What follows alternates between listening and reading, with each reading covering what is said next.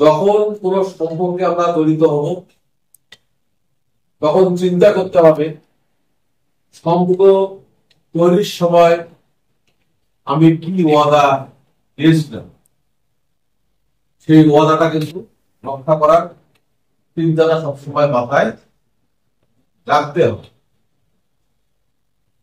সেই ওয়াদা যদি মাথায় থাকে, সেই ওয়াদা রক্ষার জন্য কিন্তু আমরা সার্বক্ষণিক চেষ্টা করব যে যাতে করে আমি আমার মুখটা রক্ষা করতে পারি, তাই কি না? তো মনে করুন আপনি একজন ক্ষুদ্র উদ্যোক্তা,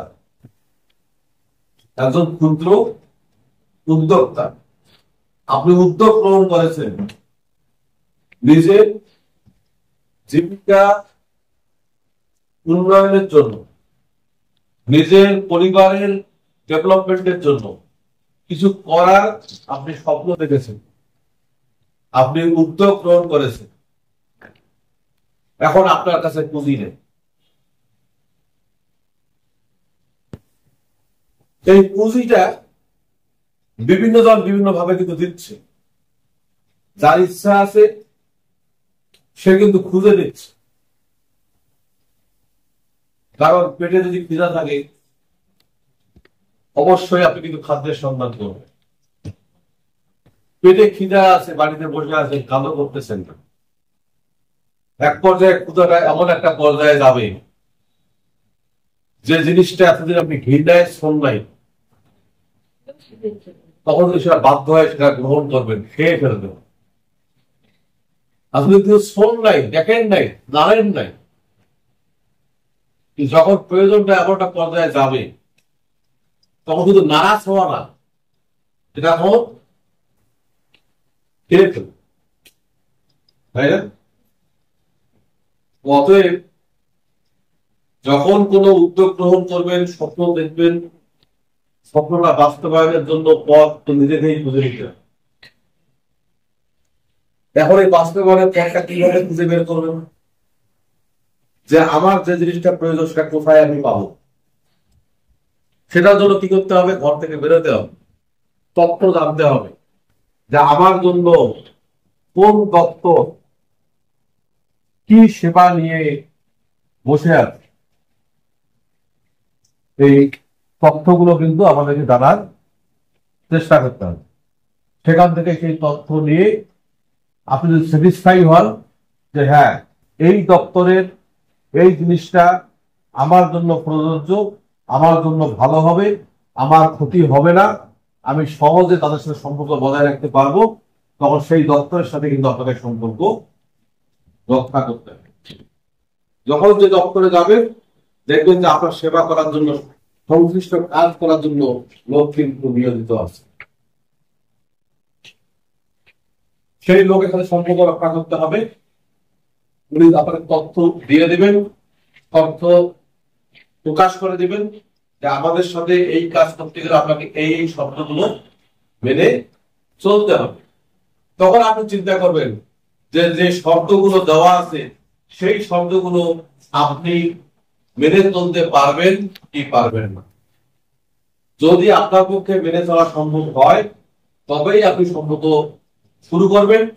আর যদি মনে করেন যে না এই শর্ত আমি রক্ষা করতে পারবো না, তাহলে কিন্তু নির্বিঘ্নে সেখান থেকে আপনাকে সরে আসতে হবে। তখন আপনাকে অন্য জায়গায় যেতে হবে যে এর চেয়েও কোন সহজ শর্ত আপনাকে কেউ দিচ্ছে কি দিচ্ছে না। যদি কেউ দেয় যেটি আপনার জন্য সুবিধাজনক, আপনি সেখানে তাদের সাথে সম্পর্ক তৈরি করবেন। তাহলে কি হবে? আপনি আপনার ধারণ ক্ষমতা অনুযায়ী কাজ শুরু করতে পারলেন, দেখবেন যে মুহূর্তের মধ্যে আপনি আপনার স্বপ্ন পূরণের দ্বার প্রান্তে চলে আসছেন। কিন্তু যদি আপনার প্ল্যানিং এ ভুল থাকে, যদি আপনি সঠিকভাবে পরিকল্পনা করতে না পারেন, তাহলে কিন্তু আপনার গাড়ি মাঝ পথে এসে ফেলবে। এখন আপনি রওনা করলেন, আপনার এখান থেকে 10 কিলোমিটার যাওয়ার জন্য যে পরিমাণ তেলের প্রয়োজন, পেট্রোলের প্রয়োজন, সেই পরিমাণ পেট্রোল আপনি গাড়িতে উঠালেন না, মাঝপথে গিয়ে আপনার গাড়ির তেল শেষ হয়ে গেল। আপনি কি গাড়ির দোষ দিবেন নাকি ভাগ্যের দোষ দিবেন না কিসের দোষ দেবেন? গাড়ির দোষ দিয়ে কি পার পাবেন? হ্যাঁ, ভাগ্যের দোষ দিয়ে কি পার পাবেন? তাহলে এটা কিসের দোষ? আপনার সিদ্ধান্তহীনতার কারণেই এটি হয়েছে। ঠিক তেমনি যখন কোন দপ্তর থেকে আপনি কোন সুবিধা গ্রহণ করবেন, অবশ্যই সেই দপ্তর আপনাকে কি কি শর্ত দিয়েছিল সেই শর্তগুলো মাথায় আগে নিতে হবে। যদি শর্তগুলো মাথায় নিতে পারেন, সেইভাবে বাস্তবায়ন করতে পারেন, তবেই আপনি ক্ষুদ্র উদ্যোক্তা হিসাবে সফল হতে পারবেন। যদি না পারেন তাহলে কিন্তু পারবেন না। একজন মানুষ স্বপ্ন দেখছে যে আমার তো কিছুই নাই, কিন্তু আমি আগামী 10 বছর পরে একজন মোটামুটি ভালো মানের ব্যবসায়ী হব। সেই ব্যক্তিটা রাস্তা দিয়ে হাঁটতে যাচ্ছে, হাঁটতেছে। সে হাঁটা কি শুধুই হাঁটা? একজন চিন্তাযুক্ত মানুষ যখন হাঁটে তার মাথায় চিন্তা থাকে কিনা? আর একজন মানুষ যদি হাঁটে কোনো চিন্তা নাই, তাহলে সেই চিন্তাযুক্ত মানুষ আর চিন্তা মুক্ত মানুষের হাঁটার মধ্যে তফাৎ আছে কি না?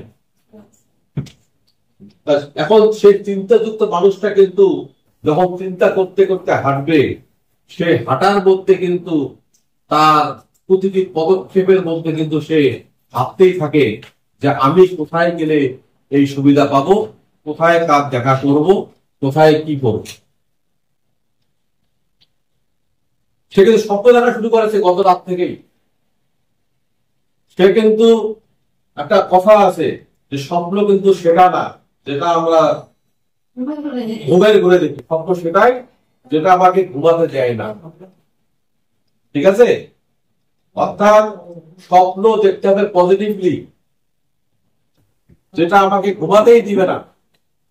মনে হবে যে আজকে কেন ভোর হচ্ছে না তাড়াতাড়ি, ভোর হওয়া মাত্রই আমি আমার স্বপ্ন পূরণের কাজে ব্যস্ত হয়ে যাব। আপনারা যে ক্ষুদ্র উদ্যোক্তা হয়েছেন, আপনারা কি স্বপ্ন দেখেন? হ্যাঁ, আপনারা কি ক্ষুদ্র স্বপ্ন দেখেন? Plain living and high thinking, সহজ সরল ভাবে জীবনযাপন করতে হবে আর চিন্তাটা করতে হবে অনেক উন্নত। তাহলে কিন্তু আপনি উন্নতির সর্বনিকরে আরোহণ করতে পারবেন। আপনি জীবনযাপন করতেছেন আলিশান, চিন্তা চেতনা আপনার মাটির লেভেলে, উঠতে পারবেন কি? একজন ব্যক্তি তখনই উঠতে পারে যখন সে চিন্তা করবে আমি 10 ফুটের উপরে উঠব, তখন সে 20 ফুট 30 ফুট উঠতে পারে। আর যখন সে চিন্তা করবে 5 ফুটের নিচে থাকবো, সে জীবনে কিন্তু 6 ফুট উঠতে পারবে। ঠিক আছে? তো অতএব সবসময় চিন্তা করবে সিম্পল লিভিং, হাই থিঙ্কিং, সহজ সরল জীবনযাপন, চিন্তাটা হবে উন্নত। তখন দেখবেন যে অবশ্যই সফল হবে। সফল আপনাকে হতেই হবে। শুধুমাত্র সৃষ্টিকর্তার উপর অবিচল আস্থা থাকতে হবে, বিশ্বাস থাকতে হবে, আর নিজের কর্মের উপর ভরসা থাকতে হবে, আর সঠিক পরিকল্পনা থাকতে হবে। এখন দেখা গেল যে আপনি বড় দোকান নিয়ে বসেছেন এমন একটা জায়গায়, যে ধরনের দোকান ওই এলাকায় আগের থেকে আরো 20টা আছে, বিক্রি আপনার হবে না সেটা কিন্তু বলছি না। বিক্রি আপনার অবশ্যই হবে, কিন্তু যদি আপনি প্ল্যানটা একটু অন্য করে সাজাতেন, যে ওই এলাকাটাতে যে ধরনের দোকানের চাহিদা আছে কিন্তু চাহিদার তুলনায় দোকানের সংখ্যা কম, সেই দোকানটা আপনাকে দিতে হবে। দেখা যাচ্ছে যে আপনার এলাকায় আগের থেকে 20টা মুদিখানার দোকান আছে, আপনি 21 নম্বরে ওই মুদিখানার দোকানই দিলেন, তাহলে কি বিক্রিটা খুব বেশি হবে আপনার? বেশি কিন্তু হ্যাঁ, অর্থাৎ যেটা নাই বা যেটা চাহিদা আছে সেটা আপনাকে দিতে হবে, তাহলে কিন্তু আপনি সফল হতেন। আগে থেকে 20টা আছে, আপনি 21 নম্বরে আপনাকে আবার মুদিখানার দোকান দিয়েছেন, তাহলে কি আপনার পরিকল্পনা ঠিক ছিল? কখনোই কিন্তু ঠিক ছিল।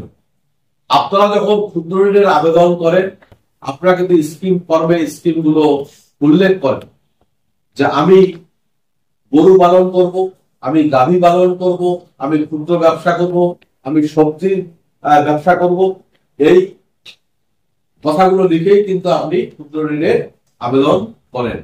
এখন দেখা গেল আপনি অফিসে তথ্য দিলেন আপনি গাভী পালন করবেন, কিন্তু আপনি সেই টাকাটা নিয়ে, ক্ষুদ্র ঋণের টাকাটা নিয়ে আপনি অন্য অনুৎপাদনশীল কাজে লাগালেন, যে টাকাটা আপনি কোনো উৎপাদনশীল কাজে লাগালেন না। অর্থাৎ কি, ওই টাকাটা থেকে আপনার 1 টাকাও লাভ আসবে না। আপনি ঘরের টিন লাগালেন, আপনি একটা শাড়ি কিনলেন, ওখান থেকে কি আপনার টাকা আসবে? তাহলে যে প্রতিষ্ঠান থেকে আপনি ঋণটা নিলেন, সেই ঋণের টাকাটা আপনি কিভাবে শোধ করবেন? ঋণের টাকাটা তো আপনি সেজন্যই নিয়েছেন যে আপনি এখান থেকে একটা উৎপাদনশীল কাজে লাগাবেন, তাই না? আমি যে সমাজসেবা টাকাটা নিচ্ছিলাম, আমার কাজে লাগাইছিল হচ্ছে, আমি আছে অবশ্য আমি অর্ডার ছিল এই মিটিং এ আসছি, যে এই মিটিং শেষ করে আমার যাওয়া হচ্ছে। তা আমি করোনাকালীন আমি এই নকশিতে থাকলে তৈরি করি। ধন্যবাদ আপনাকে।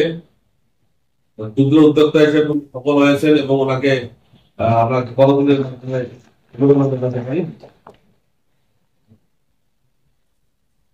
রইতেছেন।